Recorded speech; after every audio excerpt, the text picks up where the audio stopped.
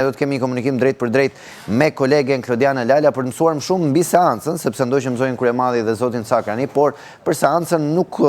kuptuam se çfarë ndodhi realisht, ndërkohë që pam për herë të parë pas gati 2 vitesh ish presidentin Ilir Meta sërish. Përshëndetje Klodi. Përshëndetje Klevi, sikur se ju e thatë që nga arrestimi më 21 tetor të vitit 2024, ish presidenti i vendit Ilir Meta u shfaq sot publikisht në kafazin e gjatë në gjykatën e posaçme kundër korrupsionit dhe krimit të organizuar për të vijuar betejën gjyqësore me drejtsinë shqiptare. Kjo ishte seanca e parë ndaj zotit Meta dhe të pandërurve të tjerë përfshirë dhe ish bashkëshorten e tij zonjë Monika Kryemadhi, dhe bëhet fjalë për seancën e themelit, pasi deri më tani gjatë caktimit të masave të sigurisë, por edhe gjykimit të çështjes në seancë paraprake, gjithçka është zhvilluar me dyert të mbyllura. Në momentin që zoti Meta mbërriti në kafazin prej xhamit në gjykatën e posaçme, ai ngriti 2 gishtat lart dhe përshëndeti të gjithë të pranishmit, pastaj bëri me shqiponjë me duar duke thënë se Shqipëria është e shqiptarëve. Në fakt, për herë të parë patëm edhe një pamje filmike të zotit Meta, përderisa gjykata e posaçme dhe konkretisht trupa gjykuese e kryesuar nga Etleva Deda vendosi që të paktën në momentin e legjitimimit të palëve të kishte edhe një transmetim live të seancës gjyqësore, derisa të përfundonte në fakt edhe legjitimimi dhe thirrja e pandërurve. Duhet kemi parasysh që në seancë gjyqësore ishin të pranishëm disa nga deputetët e Partisë së Lirisë, po ashtu i vetmi deputet i Partisë Demokratike që ishte i pranishëm në këtë seancë ishte Bujar Leska. Ndërkohë, në momentin që zoti Meta mbërriti pra hyn kamerat, ai filloi pati një shpërtim momental duke thënë se nuk jam unë në pozita të barabarta, por ata me shpifje dhe gënjeshtra, me kallëzues të rrem, një proces i turpshëm kundër shtetit shqiptar, jo kundër Ilir Metës. Ju ftoj nga sot deri në momentin e fundit, ju ftoj të ndiqni dhe transmetoni live të gjithë procesin. Ju garantoj se mbaj përgjegjësi për çdo veprim, akt dhe sjellje timen, deklaroi ish presidenti i Republikës. Ai foli po ashtu për një proces politike, u ndal edhe tek çështja me Gënigall. Ndërkohë, duhet theksuar se gjatë seancës gjyqësore, avokati i tij zoti Cakrani i bëri kërkesë gjykatës së posaçme duke kërkuar nxjerrje nga kafazi të ish presidentit të Republikës zotit Ilir Meta. Vetëm ISIS i poshtronte kështu njerëzit, është për turpin e gjithëve, për turpin e drejtësisë së re, ky lloj trajtimi. Unë e di që ju do ta rrëzoni këtë kërkesë ta zotit Cakrani drejtuar gjykatës, por dua ta argumentoj. Ai kërkoi që zoti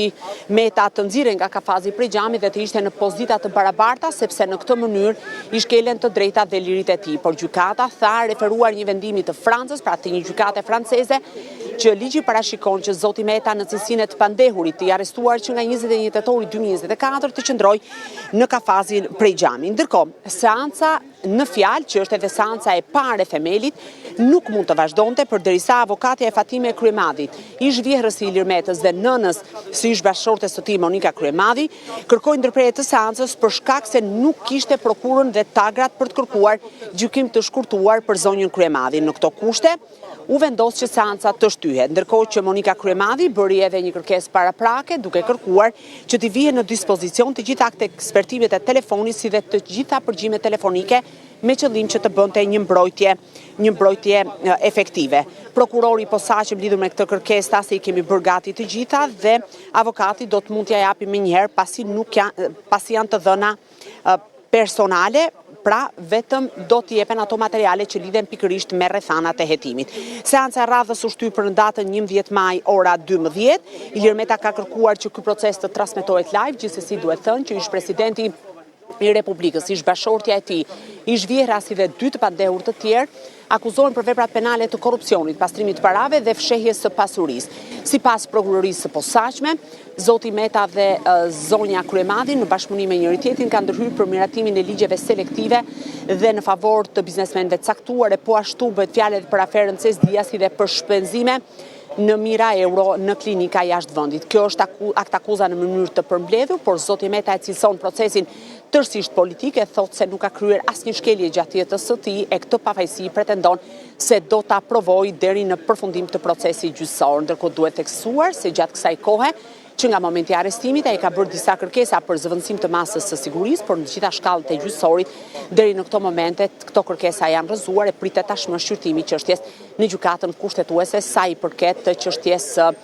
së lirisë personale të zotit Meta. Ai ka ofruar edhe garanci pasurore, megjithatë nuk është marrë në konsiderat deri më tani nga gjykata e posaçme apo apeli i posaçëm. Po Klevi? Ndërkohë, Klodi, një pjesë e debatit sot, siç ndoqëm edhe më herët me avokatin Kujtim Sakrani dhe siç e përmendët ju, është vendosë te transmetimi drejt për drejt i seancave gjyqësore. Ne pam transformimin e zotit Meta në këto 2 vite në Qeli, ndërkohë që ai pretendon se është me interes publik shfaqja dhe transmetimi i seancave në mënyrë të drejt për drejt dhe njohja e publikut me të gjitha detajet e gjyqit. Mund kërkohet edhe nga të tjerë zyrtar të lartë, ish zyrtar të lartë, kjo metodë dhe sa ligjore mund të jetë kjo kërkesë? Atëherë, në lidhje me këtë moment, zoti Meta, ish presidenti i Republikës, që sikurse thash akuzohet nga ana e SPAK për akuzat rënda penale, sikurse është ajo e korrupsionit, pastrimit parave dhe fshehjes së pasurisë, kryer në bashkëpunim me ish bashkëshorten e tij, ish politikanen Monika Kryemadi, kërkoi që seancat gjyqësore në ngarkim të tij të zhvilloheshin live dhe të transmetoheshin live nga gjykata e posaçme për opinionin publik. Por kryetarja e trupit gjykues, zonja Etleva Deda, sqaroi për të pranishmi që ato janë të lutur. Gjithse cili prej tyre që do doj ta ndjek këtë proces nga afër mund të paraqitet me vullnetin e tij përpara gjykatës dhe ta ndjek dhe të mësojë mbi provat dhe faktet, por sipas saj nuk është ligjore që seancat të jenë live, ndërkohë që nga ana tjetër ajo tha se palëve mund të vihet në dispozicion regjistrimi audio i seancave gjyqësore. Duhet kemi parasysh që në gjykatën e posaçme, por edhe në gjitha gjykatat në vend tashmë,